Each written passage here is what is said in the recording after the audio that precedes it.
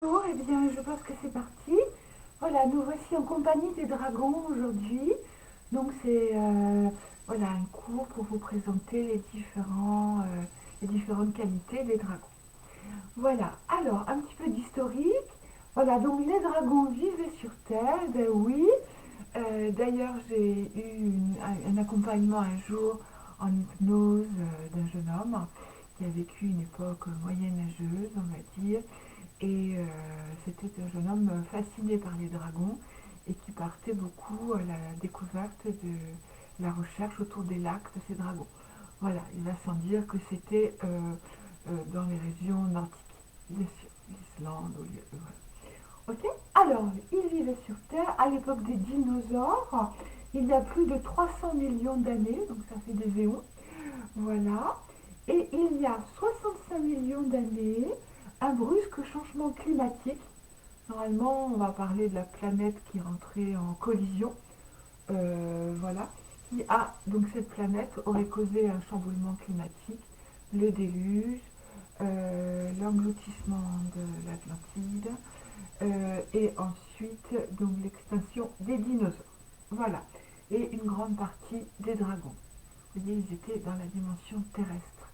Voilà, maintenant les dragons sont, surtout d'après Lipnik, Yann Lipnik qui est un géobiologue, un éminent professeur.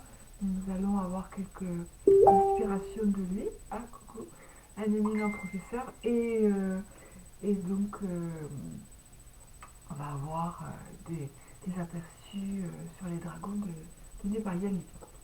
Voilà. Alors, certains ont survécu, malgré tout, voilà, dans les océans, et les derniers ont été tués au Moyen Âge par les humains.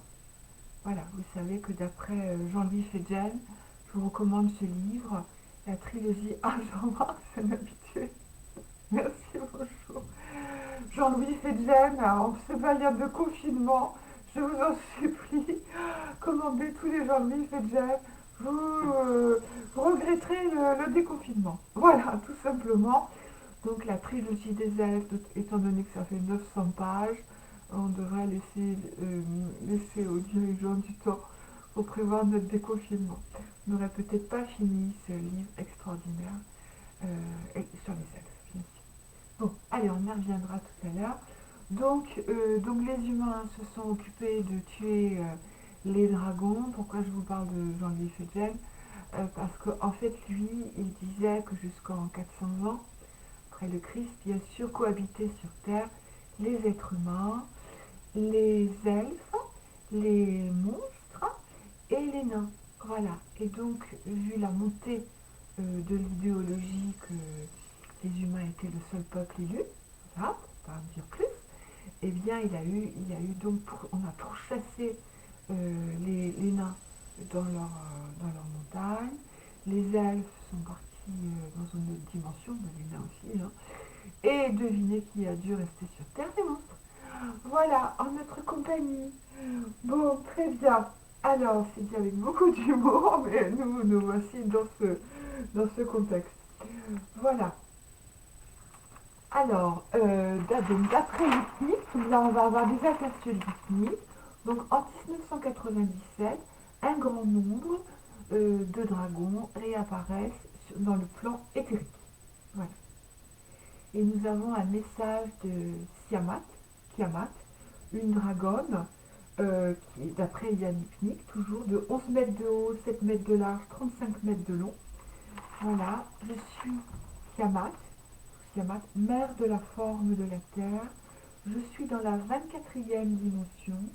Je gouverne les grands dévas de la Terre par l'intermédiaire des Elohim et des archanges. Il existait plusieurs races de dragons. C'est moi qui les avais créés. Je les ai fait réapparaître dans le plan éthérique pour aider les humains et faciliter leur plan d'ascension. Le plan et l'ascension de Gaïa. Voilà, donc ceci était un petit message de la dragonne Tiamat. Alors, les dragons, quelle est leur mission? Vous savez, si vous avez vécu une hypnose, voilà, que j'aurais pu vous, voilà, en ma compagnie, on va dire comme ça. Voilà, je fais souvent appel aux dragons pour nous sortir de situations difficiles ou pour évoluer sur des plans supérieurs.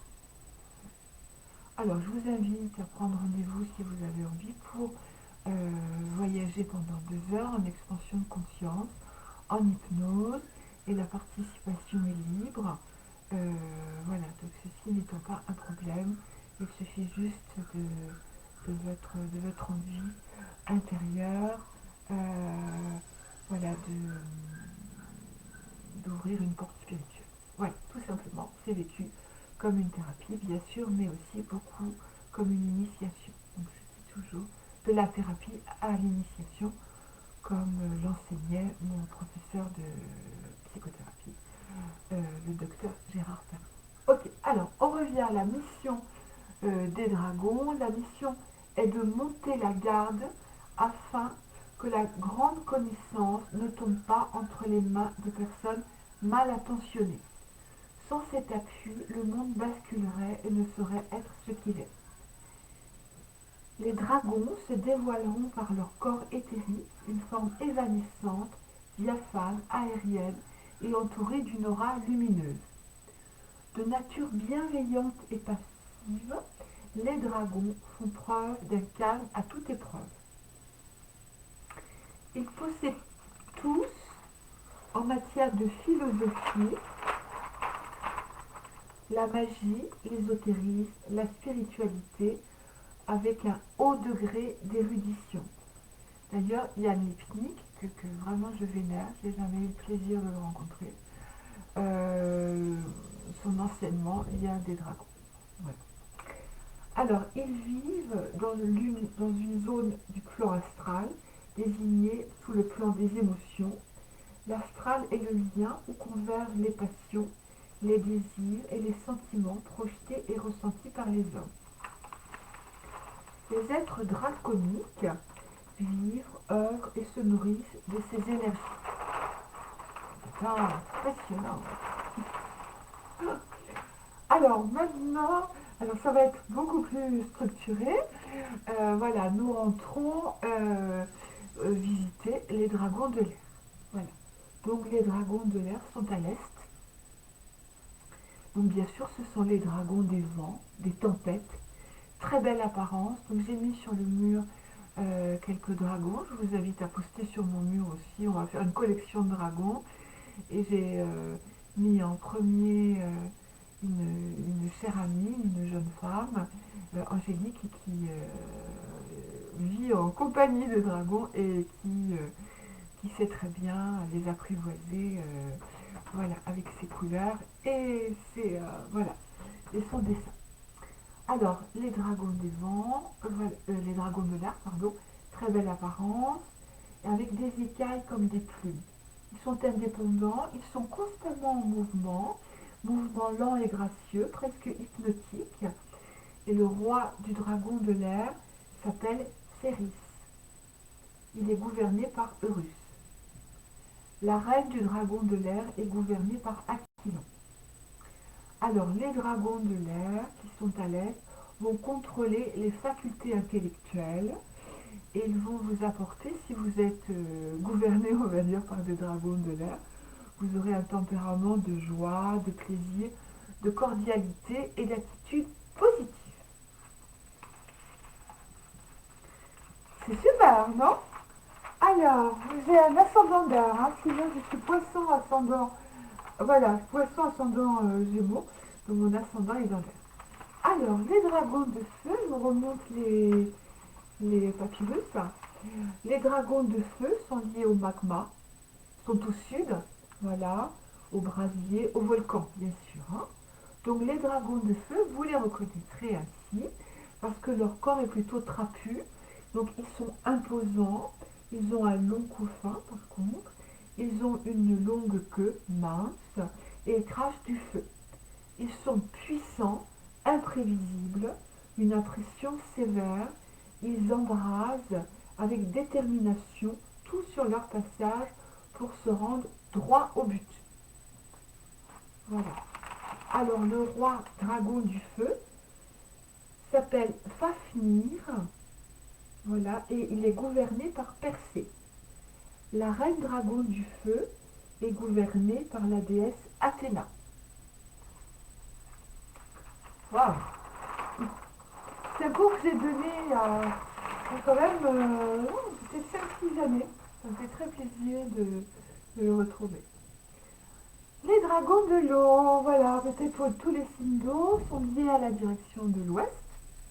Voilà, j'ai remarqué tout seul, mais c'est bien, on était bien compagnie, on remarque ça aussi. Alors, les dragons de l'eau, bien sûr liés à l'élément eau, donc les mers, les lacs, les rivières. Gracieuses et belles apparences. Voilà. Ils sont petits ou grands selon les lieux où ils vivent. Ils ont des écailles aux reflets argentés comme des miroirs et des petites cornes près des arcades sourcilières. Intéressant. Voilà, ici. Voilà. Ils ont un corps long et sinueux qui évoque la forme d'un serpent marin. Ils sont calmes et posés. De leur regard émane une forte aura de béatitude, de sagesse, de patience, de compassion, d'amour, de calme et de délicatesse. Ah, ça donne envie de se réincarner en dragon de l'eau, n'est-ce pas? Alors, le roi dragon de l'eau s'appelle Néalian et il est gouverné par la déesse Isis. Ah, c'est beau! La reine dragon d'eau est gouvernée par la déesse Iéna. Ah, d'accord. Ok. La déesse Iéna. Je ne suis pas trop sûre de quelque chose, mais je ferai une recherche au sujet de la déesse Iéna. Le dragon, alors les dragons de la Terre sont situés au nord et bien sûr leur localisation géographique, ce sont les plaines, les forêts et les montagnes. Donc les dragons de la Terre sont imposants, très, très puissantes ailes, oui, il faut soulever ce corps imposant, et ils ont une tête avec des cornes de différentes tailles. On va avoir d'ailleurs plusieurs cornes. Alors, d'accord, ils ont 4 pattes, voilà, et donc ce sont les plus proches des humains et les plus faciles à approcher. Ok, on va faire enfin un exercice donné par l'hypnique pour approcher les dragons. Alors le roi dragon de terre s'appelle Graël et il est gouverné par la déesse Ishtar, celle dont la lune est le parement. La reine dragon de terre est assimilée à la vouivre noire et est gouvernée par la déesse Lilith. Ça c'est la science de l'hypnique qui vous fait la bonté de mettre beaucoup de PDF à votre disposition. Voilà, donc nous avons vu les dragons liés aux 4 cardinaux, pardon. Et maintenant, d'autres types de dragons, les dragons de l'ordre. Les dragons de l'ordre vont être liés à la renaissance et la restructuration des énergies bienfaitrices. Ils œuvrent de concert avec les dragons du chaos, qu'on va voir en bas, qui eux doivent tout détruire et donner la mort aux forces discordantes. Ils supervisent l'ordre et l'équilibre. Voilà, ils ont pour but de renaître de ces cendres tel un phénix. Voilà. Alors on sait que l'écologie du futur, ça je le pense très fortement, va être liée à notre coopération que l'on va retrouver avec les élémentaux. Donc les êtres de l'eau, les ondines, les êtres du feu, les salamandres, de la terre, les gnomes, et de l'air, les sylphes, ou les elfes et les fées. D'accord? Donc ce sont les êtres élémentaux souffrent parce qu'ils sont asservis à notre manque de sagesse, notre pollution, nos émissions négatives, et il est grand temps que nous retrouvions nos frères et nos sœurs afin de coopérer pour redonner sa vitalité à Gaïa. Voilà, et en tout cas c'est aussi notre devoir, ils attendent ça de nous, Sans eux, nous ne sommes pas complets. Donc ça, c'est la vraie écologie. Mon voisine qui fait cuire du chou, c'est un peu difficile. Alors, les dragons du chaos. Alors, dragons du chaos, créatures les plus imposantes, puissantes, avec des puissantes ailes, et sont noirs. Ils agissent d'une façon drastique.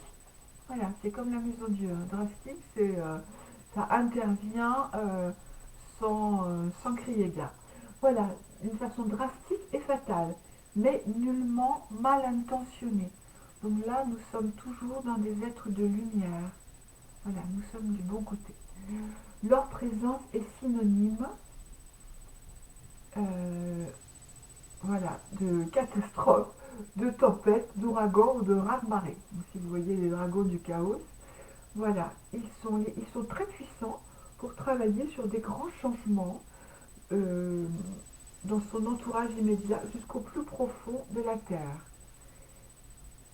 Ils peuvent ramener la chance, irradier les personnes, voilà, et rompre les entraves.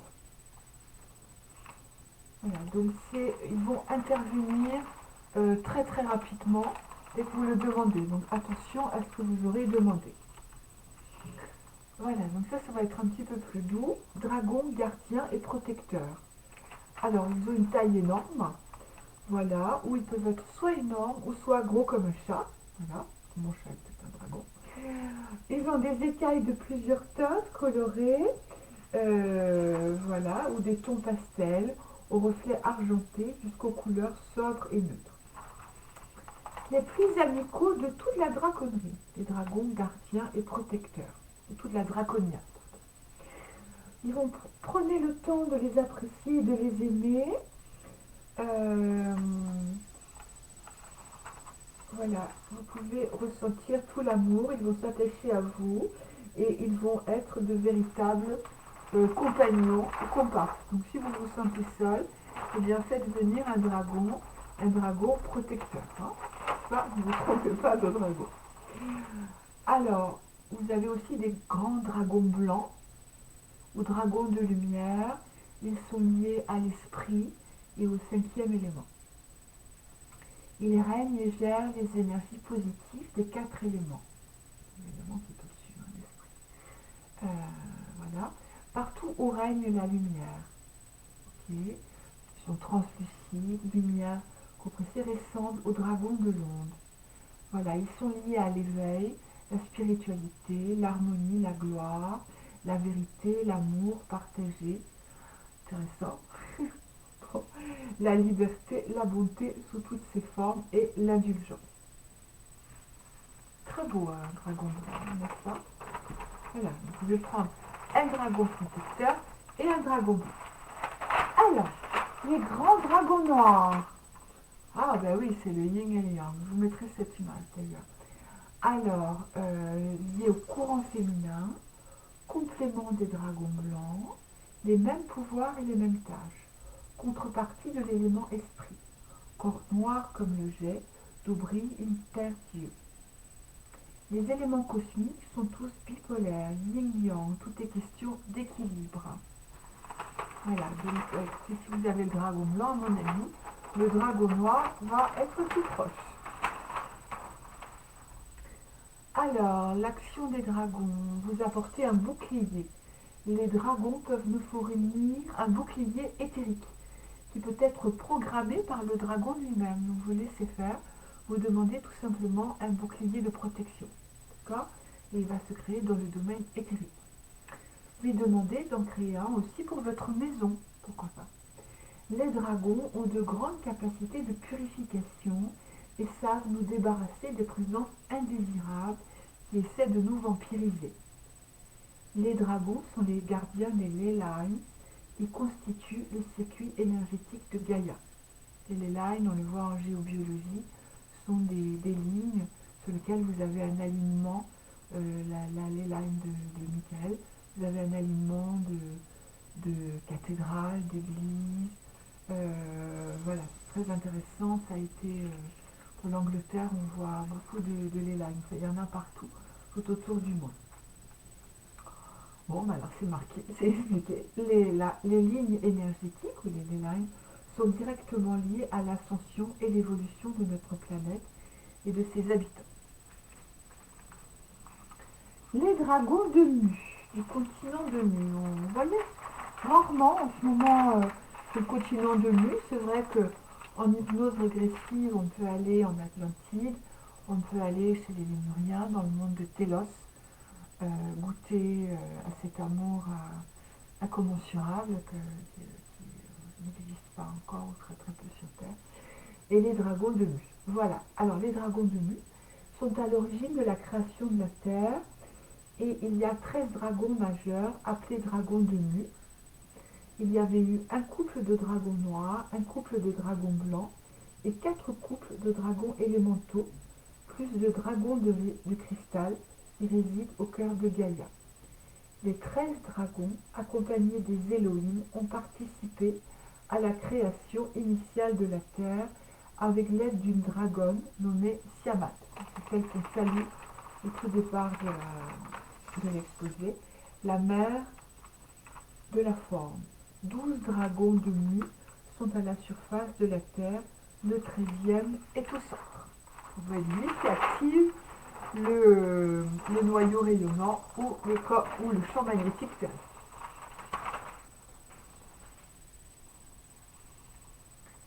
Alors, les dragons, super protecteurs, c'est courant à votre rescousse, ou s'imposant vivement entre vous et les personnes menaçantes, et ouvrant grandes leurs ailes et poussant des grognements à faire trembler la terre.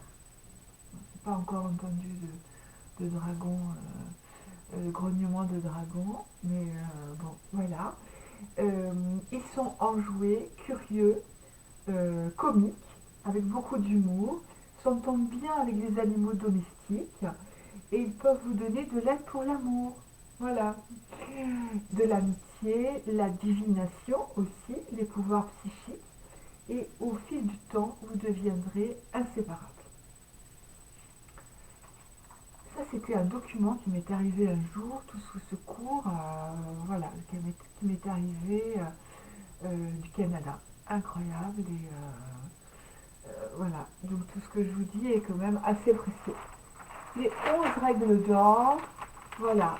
Si vous approchez des dragons, profond respect des dragons et des œuvres qu'ils accomplissent, respect des créatures universelles, les animaux, les plantes, les pierres, libre choix, voilà, libre arbitre, travaillez votre libre arbitre, aucune voix n'est la meilleure ou l'unique, d'accord, il n'y a pas de vérité, voilà, il y a la vérité, mais il n'y a pas de vérité, c'est différent. Apprendre à se connaître soi-même afin d'avoir un bon jugement, notre bon sens, on a pu rajouter. Valeur et confiance, agir avec conscience, méditer et converser avec les dragons. Vous allez les entendre, ils vont vous parler, les invoquer souvent. C'est la science du bien, on est d'accord, hein? Voilà, la maîtrise de la draconia, contrôle de notre propre petit univers. Présent, préserver et enseigner la draconia. Voilà, donc si vous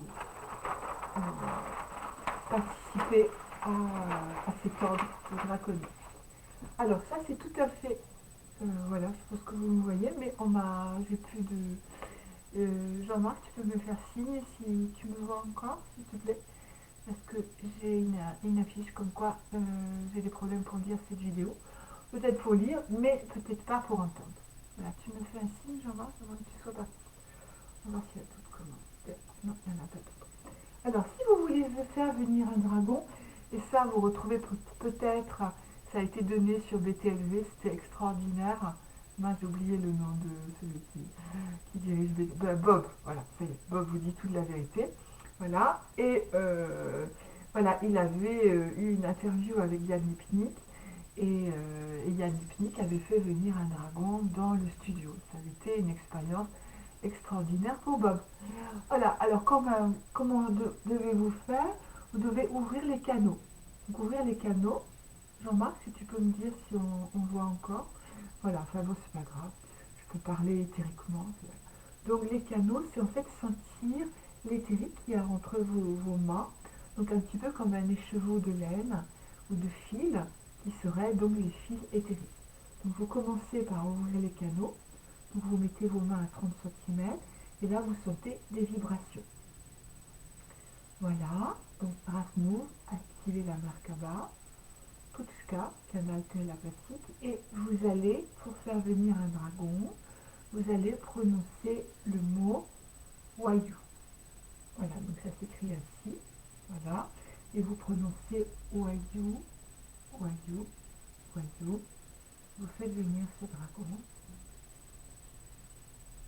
Voilà, donc à vous de le sentir, moi je le sens, et voilà, c'est comme un câlin, voilà, c'est comme un dragon qui est, je ne sais pas si vous êtes plus médium que moi d'ailleurs, vous demandez à Magali qui voyait très bien les dragons.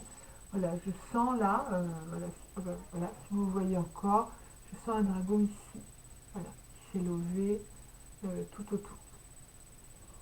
Ok, là, ainsi, dragon blanc.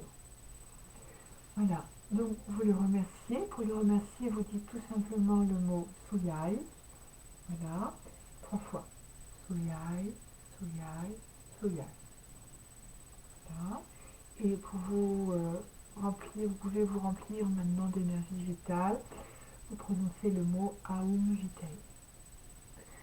Voilà. Bon, je ne sais pas si je suis allée jusqu'au bout visuel ou auditif de cet exposé sur les dragons.